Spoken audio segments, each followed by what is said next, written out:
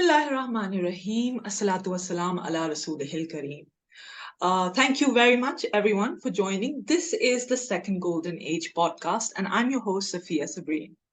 The Second Golden Age podcast is a series of videos, articles, online courses that talk about how the Quran was central in producing the world's first truly international intellectual revolution, and how we can take those principles, those values, revive them, and bring about a second golden age.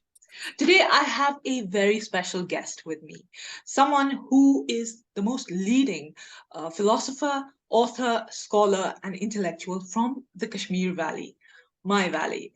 So it gives me great pleasure to introduce Dr. Hamid Naseem Rafiabadi, who was the director at the International Center for Spiritual Studies, Islamic University of Science and Technology in Kashmir. He was also the former head of the Department in Islamic Studies of Kashmir University, which is our oldest university in the valley. And he's also been a part of the Department of Religious Studies at the Central University. So all of the universities that we have in the Kashmir Valley, he's taught there at high positions. He's also taught at JNU, which is one of the oldest and most important universities in India, the Jawahir Nehru University. And he's been teaching for 30 years. He's delivered lectures on comparative religions, Islam and interreligious dialogue, Islamization of philosophy, epistemology, religious disciplines, and you name it. He's visited more than 100 universities and academic institutions of India as well as abroad. And he is also the convener for the Committee of Philosophy, IUST New Delhi. He's a member of the World Fellowship of Interreligious Councils, and he's also a core group member of the International Center for Religion and Diplomacy in Washington, USA. He's written 60 books, of which some of the most amazing titles are on, my favorites are Muslim philosophy before and after Ghazali, the attitude of Islam towards science and philosophy. He's written on Ibn Taymiyyah, he's written on Ismail Raji al-Faruqi, and also his what I find my core interest is in Emerging from Darkness, which is Ghazali's impact on Western philosophy. And he's written around 200 articles in very reputed journals, and he's delivered keynote lectures on Sayyid Nursi as well as other Muslim philosophers throughout the world in India as well as Turkey and Malaysia.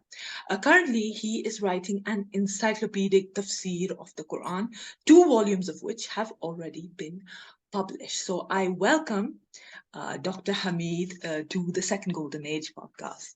Professor, welcome to the show. Thank you. Thank you very much.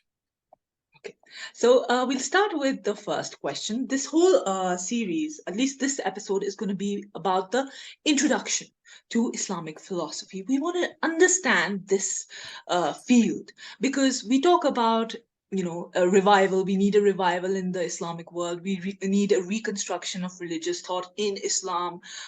But how do you get that? And we've felt that the core root of that revival is in an intellectual, obviously, an intellectual awakening in the Ummah, which is impossible without reason, without rationality. So therefore, Islamic philosophy that championed this cause is core to it. So I want to start by asking Dr. Hamid, how would you describe Islamic philosophy? What are the core characteristics of this field, and what was discussed in this field? First of all, I would like to say that Islam itself is an intellectual religion, I should say, and Islam has created intellectual atmosphere in Makkah. Because as we know that at the time of the revelation of the Quran, there were only 17 people who were knowing writing and reading. But only after 23 years, there was a good number of people, more than 124,000, who were knowing reading, writing, thinking, talking, discussing, and they were deliberating on very serious issues. So it means that Quran had created the content for their thought. And now they started discussing about the heavens and about earth, about cosmos, and about every aspect which was very much relevant to human life and intellectual fervor. So in this way, Islamic philosophy is a philosophy which is based on Quran and which has been just cultivated by the teachings of the Prophet ﷺ, because there is much emphasis on reason in Quran. There are more than hundreds of verses in Quran which are laying emphasis on tafakkur, tadabbur, ta'akul, and tafakkuh. In the same way, there are the terms which have been used in the Quran like hikmah, like basira, like an-nazar, and such other terms. So these all indicate that Quran had created an atmosphere in which there was possibility of intellectualism, and intellectual thought emerged during the time of Prophet ﷺ, and Sahaba used to ask a question. And it has been said by many people that when they were discussing Quran, they used to ask Prophet ﷺ about the meanings of the terms. So a linguistic type of linguistic philosophy emerged also, and we have the lexicographical literature, which is full of content. And I believe that a modern linguistic philosophy has not added much to that edifice of knowledge, although the discussions are different. But Muslims had already engaged themselves in the semantical and such type of other discussions, which were later on taken up by linguistic philosophers, and the analysis of the terms and the dissection of different type of words, and how we can conjoin these and how we can create content out of that. So that is known as logical constructions, as we know in logical positivism. So in this way, there has had been a great intellectual fervor, which was created by the Quran. And Arabs had this book, this was Quran, and they had only one teacher, that was Prophet Muhammad Sallallahu Alaihi Wasallam. And a type of environment was created, and science started taking place, philosophical discussions started taking place. Sahaba used to ask about taqdeer, that is about freedom of will and determinism. And these are very philosophical questions. In the same way, Sahaba used to ask Prophet Sallallahu Alaihi Wasallam about universe. And Quran has mentioned about 19 questions. Yasalunaka anil ahilla. They are asking you about the creation. Yasaluna anisa. They are asking you about the day of judgment. Yasalunaka anil mahez. And such type of problems which are related to women and men. And about all other such issues, Sahaba used to ask. And a question was asked. Yasalunaka anil ruh. They are asking you about soul or spirit. So this is very philosophical question. What is soul? What is spirit? And in this way, these questions were asked by the Sahaba, and those have been mentioned in the Quran. At least 19 questions have been mentioned in the Quran.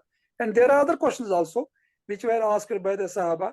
And then Quran was coming with the reply to these questions. And in this way, intellectual curiosity was created among the people. And before Islam, there was no science. There was no philosophy among Arabs. But after coming of Islam, every science started flourishing. So in this way, the basis of Islamic philosophy and Islamic intellectual tradition is Quran and Sunnah.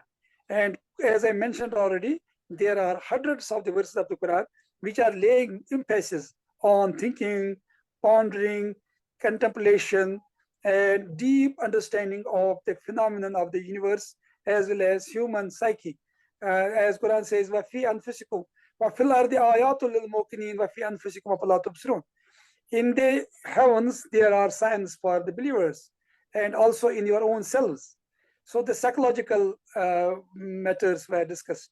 And then there are many verses in the Quran which pertain to man, about man's creation, how man grows, how he is born, and what type of stages he is passing through. So this is type of human physiology.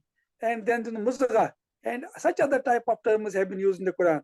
And Prophet ﷺ has also used many such type of terms when he was relating different type of stories and different type of teachings to the Sahaba about Allah, about universe, about the creation, about man, and about the destiny of humans.